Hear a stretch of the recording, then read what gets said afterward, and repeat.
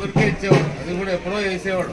మనం ఇప్పుడు విద్యా సంబంధం మొదలైన వెంటనే వేస్తాను. హౌసింగ్ ఉన్నారా ఎవరన్నా? హౌసింగ్ వర్క్ ఇన్స్పెక్టర్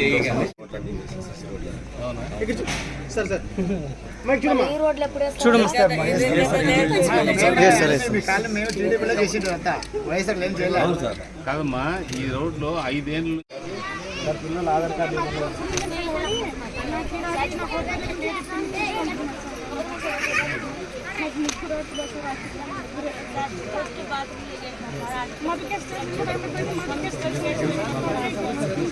చెప్పండి.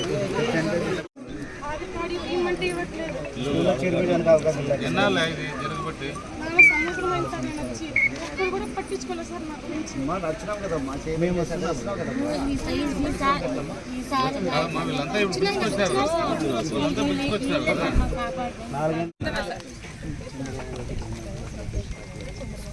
ఎమ్మెల్యే గారు మీ అందరికీ ఇల్లు ఇప్పిస్తారు. మీరంతా ఎమ్మెల్యే సపోర్ట్ చేయాలా? ఖచ్చితంగా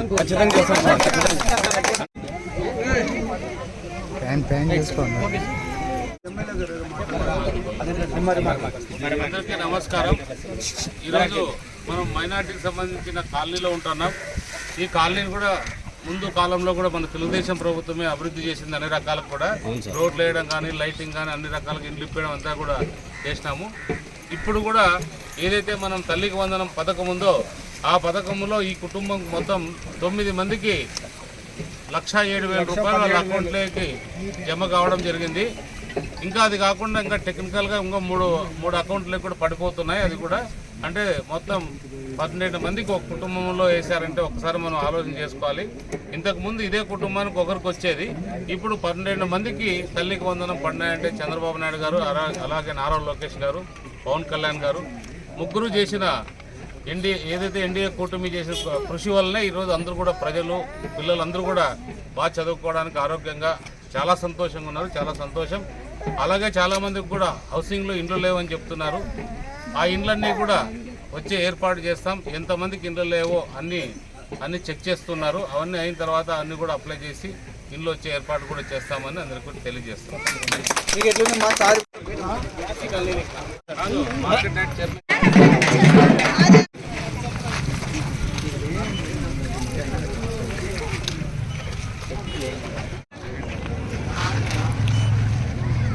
నా చేతులు పెట్టేద్దా?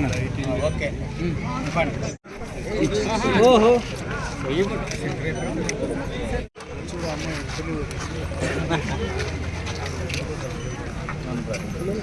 10 లక్షల రూపాయలు మాకు చెక్ రూపంలో ఇచ్చినారు. సార్ ప్రత్యేక ధన్యవాదాలు తెలియజేసుకుంటున్నాము. అదేవిధంగా సార్ని మొన్ననే సార్ మాకు మొహరం పండుగ ఉంది, మొహరం పండుగ రూపాయల వరకు మాకు ఇక్కడ అప్పుడు పనులు చేసినారు సార్. నిలబడి పైన సీసోట్లు కూడా అడిగిన వెంటనే పోయినప్పుడు కూడా సార్ వస్తారంట, సార్ ఎప్పుడు వస్తారు మన ఊరికే అని అడిగేవాళ్ళు. సారు మన మొట్టమొదటిసారిగా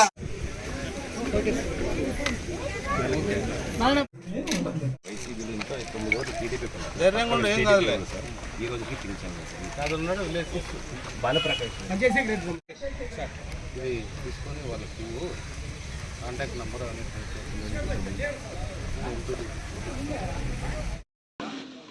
సుపరిపాలన తొలి అడుగులో భాగంగా ఈరోజు మర్రిమాకలపల్లికి అలాగే గుద్దెలకు రావడం జరిగింది. 2 గ్రామాల్లో కూడా ప్రజలు చాలా సంతోషంగా ఉన్నారు. చంద్రబాబు నాయుడు పరిపాలన చాలా అద్భుతంగా ఉందని తెలియజేస్తున్నారు. కానీ గడిచిన 5 ఏళ్లలో పూర్తిగా అభివృద్ధికి దూరం కావడం చాలా దురదృష్టకరం. ఎక్కడ పోయినా రోడ్లే లేదు, ఎక్కడికి పోయినా తాగునీటి సమస్య ఉంది, ఎక్కడికి పోయినా ఎవరిని అడిగినా రెవెన్యూ ప్రాబ్లమ్స్ ఉన్నాయి. ఎందుకంటే గడిచిన 5 ఏళ్లలో కమ్మదూరు మండలంలో మొత్తం భూములన్నింటినీ దోపిడీ చేశారు. ఎక్కడ కూడా అంటే ఎక్కడికక్కడ దోపిడీ చేసి రకరకాల సంస్థలకి అప్పగించడం జరిగింది. రైతులందరూ కూడా ఇప్పుడు ఇబ్బంది పడుతున్నారు. కాబట్టి ఇప్పుడు అందులో భాగంగా ఏదైతే మరీ కూడా రీసర్వే అనే దాంతో మన తెలుగుదేశం ప్రభుత్వం వచ్చిన తర్వాత రీసర్వే ఇక్కడే ప్రారంభిస్తున్నాం. 2-3 రోజుల్లో ప్రారంభమవుతుంది. ప్రారంభమైతే ఎవరి భూములు వాళ్ళకు ఉండేటట్టు అందరి భూములు దక్కేటట్టు చూడాల్సిన బాధ్యత మా అందరి పైన కూడా ఉంది. ఎందుకంటే ఉదయం నుండి కూడా కలెక్టర్ గారు కలిసినప్పుడు కూడా చాలా సమస్యలు ఉన్నాయి. కమ్మదూరు మండలంలో రెవెన్యూ సమస్యలు అన్నీ చెప్పడం జరిగింది. ఖచ్చితంగా అన్నింటినీ పరిష్కరిస్తామన్నారు ఆయన కూడా. ఆ పరిష్కరించే దశగానే ఈరోజు సర్వే కూడా 2-3 రోజుల్లో సర్వే కూడా ప్రారంభమవుతుంది. సమస్యలు అనేది ఒకటి కాదు, 2 కాదు, 100 ఉన్నాయి.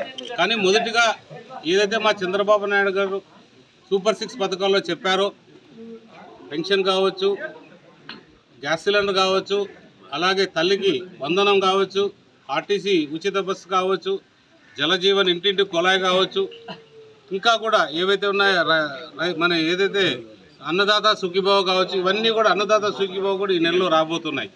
ఇవన్నీ కూడా ప్రజలకి పరిష్కరించే దిశగా చంద్రబాబు నాయుడు గారు అడుగులు వేస్తున్నారు. ఎందుకంటే ఎన్డీఏ సహకారంతో, మోడీ గారి సహకారంతో, పవన్ కళ్యాణ్ గారు మొత్తం కూడా అందరూ ఎన్డీఏ కుటుంబంలో భాగస్వాములు కాబట్టి అందరూ సహకారంతో ఈరోజు ప్రజలు ఈ కష్టాల నుంచి బయటకు ఎక్కించాలనే బాధ్యత ఎన్డీఏ ప్రభుత్వం తీసుకుంది. నిజంగా వాళ్ళందరికీ మనం ధన్యవాదాలు చెప్పాలి.